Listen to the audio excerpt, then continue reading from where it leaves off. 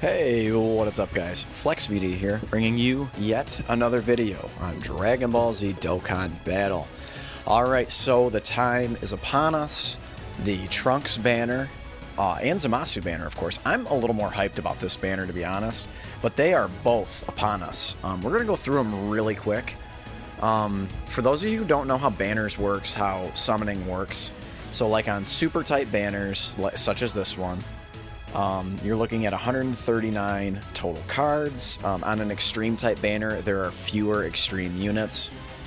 So what you'll find is you'll end up pulling the same extreme units over and over again, the unfeatured units. But anyway, so there's 139 total cards. In any given slot, you have a 10% chance of pulling an SSR, a 60% chance of pulling an SR, and a 30% chance of pulling an R. On this particular banner, there are 7 featured cards. You have a 5% featured rate. So of that 10%, of that 10% SSR rate, you have a 5% chance of it being a featured unit. Featured SSR, that is. So there is one featured SR, but it doesn't really affect the rates of the SSRs. So if that makes sense. Oh yeah, and then one more thing. The guaranteed slot has a 5% chance of being a featured unit. So you're much more apt to pull a featured unit in one of the beginning slots. But anyway, so these are the units. We know about most of them, but let's go ahead and go over Trunks real quick. So that's our just normal. There we go. That's the one we want. So let's go ahead. So after he, of course, Dokkan Awakens, this is what we're looking at.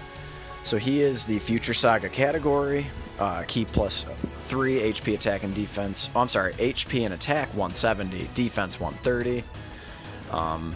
Or super class allies, key plus 3, HP attack and defense plus 120. Possibly, I'm going to say, you know, let's just say one of the 5 best leader skills in the game. It's just such a huge variety of units. After 3 turns, he transforms into this guy. So this guy, obviously, he does the same exact thing, his leader skill, but his super attack, he now stacks attack and defense. So this makes him one of the best units for the Legendary Goku event. He does have an active skill as well. I believe it's, what, 2 turns after he transforms. I'm sorry, 3 turns after he transforms. Yeah. So he's really, really good. He gets like a big nuking attack where he's getting 30% attack from orbs. So he's really, really good. He's got really good links. He's just good, right? So let's go ahead and go on back. The rest of the banner, you know, you've got, you know, Gogeta, amazing unit, top unit. This guy as well, Evolution Blue Vegeta, I mean, just top tier unit. Vegito Blue, God, he's so good. he stacks his attack and defense every super attack. He's really good. He can be effective if you can get him additionals in the Legendary Goku event. Now, these last 2 units, this guy, I just recently did a video on him. He is lacking a bit. Even at the rainbow level, he is lacking. He just needs an update. It just is what it is. Go ahead and watch that video if you have not seen it already. And then this guy is for sure, he's still damn effective to this day, especially at the rainbow level. He gets just a shit ton of additional attacks. I believe, let's see, let's check. So, okay. Additional attack from time to time, which is just a chance of an additional attack. Maximum of 2 times the trigger, and he does counterattack on normal attacks, which is really, really cool. So he still puts out a fair amount of damage. So he gets at least 1 additional attack, and then the next additional attack, I believe, has a chance to be a super attack. So he can put out some really good damage. So that is that banner. It's really, really good. Oh yeah, Future Gohan, I mean, he's alright. He particularly is good on JP. He links up really, really well with the new Future Gohan. So, but anyway, let's kind of go over the ZAMASU banner next. All right, so here we are. This is the ZAMASU banner. So as you can see, like I said, there's just a lot less cards. Okay, so even less than I thought. So there's, what, 62 total SSRs. And then, you know about the rates. I just told you about the rates. They're the exact same. This banner, you could argue, is probably a little bit better for a couple of reasons. This Dragon Ball Super Broly, he is the movie bosses in full power category leader. Transforms after 4 turns. Probably, I'm gonna say the second best transformation in the game. Only second to that of Trunks. And ZAMASU, I guess. So these guys are 3 turns no matter what, and then this guy's 4 turns no matter what. But let's go ahead and go over ZAMASU real quick. So this is him. He is the Realm of Gods category leader. Ki +3, HP attack and HP and attack 170, defense 130, or extreme class allies. Ki +3, HP attack and defense 120. So this is ZAMASU. There's nothing really, you know, one thing to keep in mind is in this state, he's getting 40% damage reduction. So that's pretty good. What you'll find is on a card, so think of like the Super Android 17, the AGL one. If you think of him and his 40% damage reduction, he's going to take a lot less on a super attack. So it's pretty good. They could have given him a little defense, but it's alright.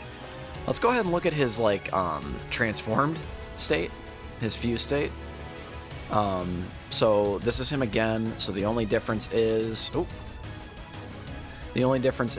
now he's going to recover HP below 40, at 40% or below, and he is still getting, or I'm sorry, at 80% or below, excuse me. And then he's still getting that 40% damage reduction.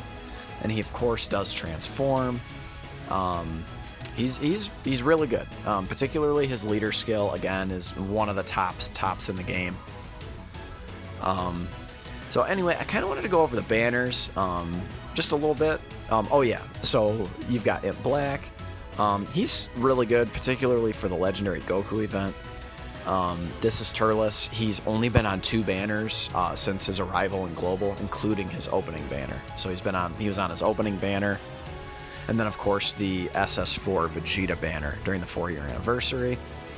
You got Rose. He's still really, really good. People, you know, like to criticize him a little bit, but because he can get hit kind of hard. But everyone's got to keep in mind, like, take a chill pill. He's a support unit. I mean, in his truest form. So if you look at him, he's giving all of his allies, he's giving them 3 key defense 50%. So he's really, really good, and he's debuffing super class enemies. So he's really good. He's a support unit. So just take him for what he is. This guy, he's alright. You know, he's alright. I just again did a video on him. He's okay. He needs an easy A. You know, is what it is. He can still hit pretty hard. This guy is for sure. He's still viable to this day. Ordinarily, you're gonna run the STR version of him, unless you're running like just a mono extreme AGL team. And he's got a fair leader skill and all of those things, but again, he's due up for an easy A here pretty soon, within the next, let's just say the next year or so, because they are really pushing these easy A's as far back as they possibly can. But let's go ahead and let's look at some of the other things this thank you celebration has to offer. Hey, what's up, guys? Okay, so we are now over here on the Dragon Ball Z Dokkan Battle wiki page. So this is Clone Power's duplicate Vegeta, formerly known as Copy Vegeta. He's actually a pretty good free-to-play unit. I actually really like him, so he's kind of a little bit quirky, but let's go ahead and check it out. So his leader skill, Extreme Class, Ki +3, HP attack and defense plus 40%.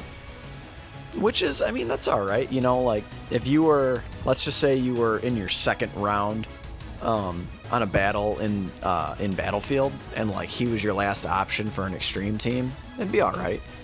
But his super attack is really, I mean, that's really good.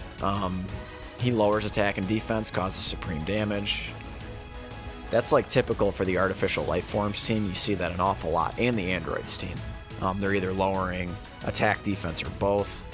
His passive skill is what makes him really, really good. So attack and defense plus 60, plus an additional attack and defense 30% up to 90% at the start of each turn.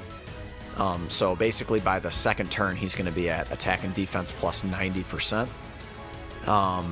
And then his all enemies attack and defense is going to be minus 30% when there's a Vegeta's family category enemy, which is really, really good. You know, particularly in an event like Super Battle Road where enemies can have their attack lowered.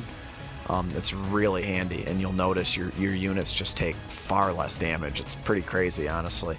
It's kind of like having STR Omega, or like, I don't know, you have like a Shamo item active or something like that. Like, it's really good, really handy. He's got some pretty good links as well. I mean, More Than Meets the Eye is crap. Tough as Nails is crap.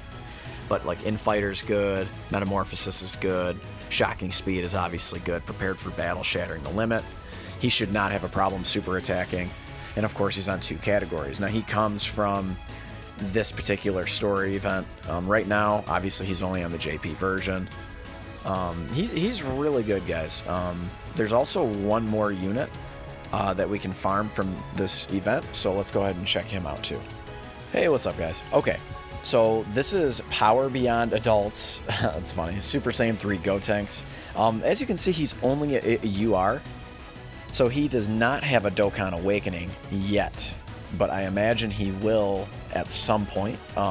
They update these story events, you know, once every, 6 months to a year.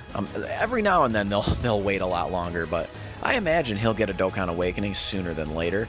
But right now, of course, he's going to be good SA fodder if you have an SS3 Gotenks, so either the Fizz or Tech variety.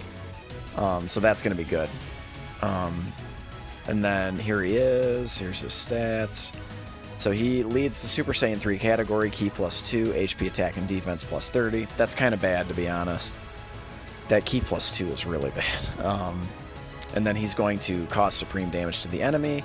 Ki +5, defense +50% for 5 turns from the start of turn, and attack +90% when performing a super attack. So he's pretty good for a free-to-play unit. Not bad. I don't know if I'd Rainbow him, but at the very least farm him up and open his dupe paths. You never know when he'll get a Dokkan Awakening.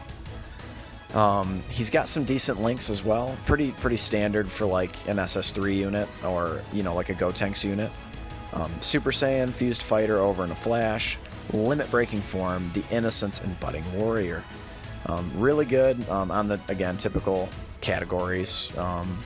I would obviously be running like the Tech or the Fizz version if you have them, but if you don't have them, he's a fine option.